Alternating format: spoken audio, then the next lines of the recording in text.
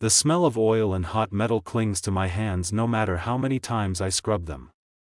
It has soaked into my skin over the years, just like the dust of this little town, the factory smoke, and the memory of every machine I ever took apart. I've spent most of my 24 years in this workshop, hunched over engines, listening to their steady heartbeats. Machines make sense. They break, I fix them. There's always a solution: worn bearings, clogged filters, snapped belts. But life outside these walls. That's Messier. People don't follow the same rules.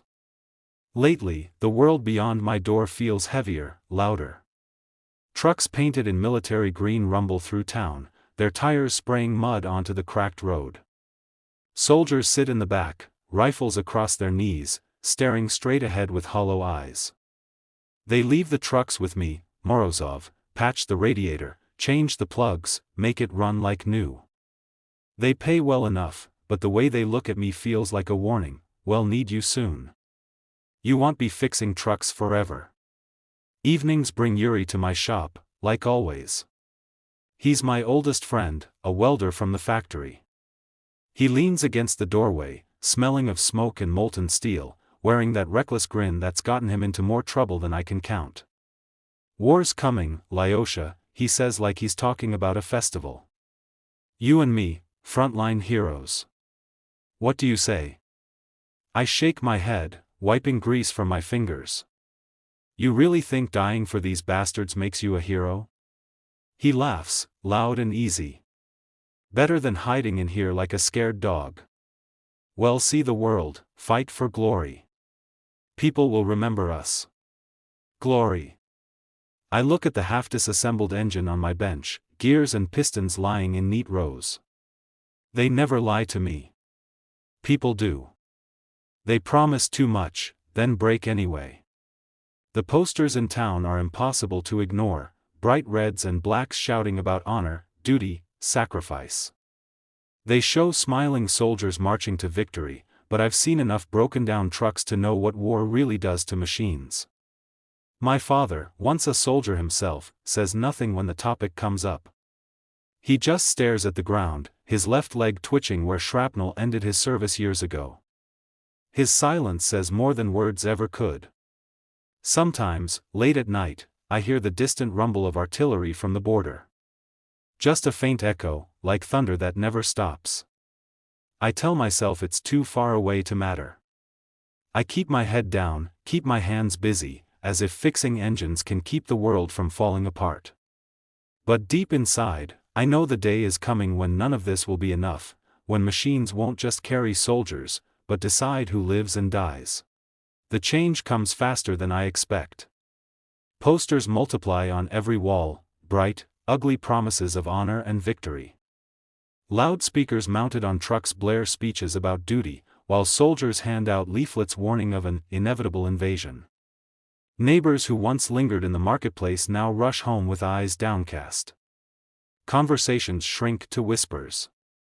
It feels as if the whole town is holding its breath. I hide in my workshop, pretending I can lose myself in the rhythm of gears and pistons.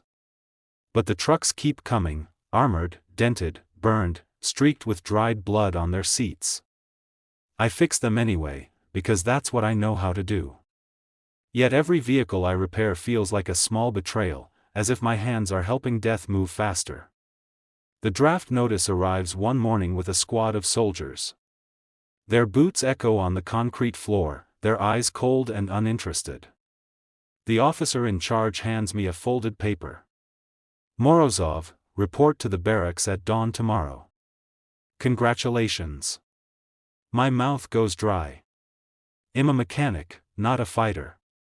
Exactly, the officer interrupts. We need men who can keep our machines alive.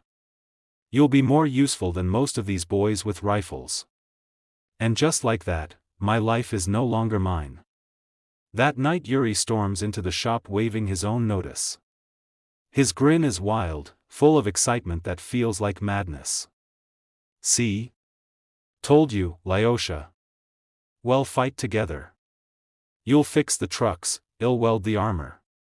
Maybe we'll even get medals." I try to return his smile, but my face won't obey. At home, my father sits silently in his chair, staring at the floor. Only after Yuri leaves does he finally speak. "Don't be a hero," he says softly, looking at the twisted stump of his leg. "Heroes are just names on graves." I don't sleep. I lie awake listening to the distant rumble of artillery, like a storm crawling closer. At dawn, I pack my tools into a worn canvas bag: wrenches, screwdrivers, pliers. Tools feel safer than rifles. The barracks stink of sweat, gun oil, and fear. Boys barely old enough to shave sit on bunks, clutching rifles as if they're lifelines. A sergeant with a voice like gravel drills us until our legs shake. My hair is shaved away, my name replaced with a number barked at roll call. Training is brutal. We march, crawl through mud, stab straw dummies with bayonets. My hands know the weight of a wrench, not a weapon, but that doesn't matter.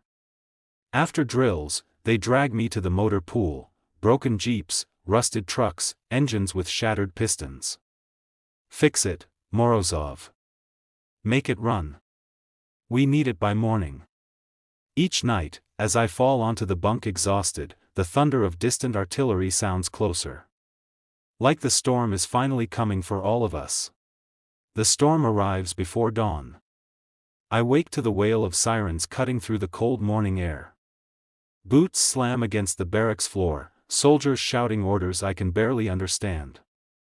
Outside, the horizon glows an unnatural orange as explosions pound the ground miles away. "On your feet! Move, move!" The sergeant roars, herding us like cattle. My hands tremble as I grab my rifle. It still feels foreign, too heavy, too alive. We rush out into chaos. Trucks burn in the motor pool, black smoke twisting into the sky. Planes scream overhead, dropping bombs that turn the ground into fire. Shrapnel whistles past my ears. Someone shoves me toward an armored truck. "Get this running, Morozov. We need it now." I dive under the hood, fingers moving on instinct even as explosions shake the earth. The engine coughs, sputters, roars to life, just in time for a shell to land 20 meters away, the blast hurling me to the ground. My ears ring. My vision swims. Through the haze, I see them, the enemy, gray figures sprinting through smoke, rifles blazing. "Take cover!" Yuri yells, dragging me behind the truck. He's grinning like a madman, rifle in hand. "Come on, Lyosha.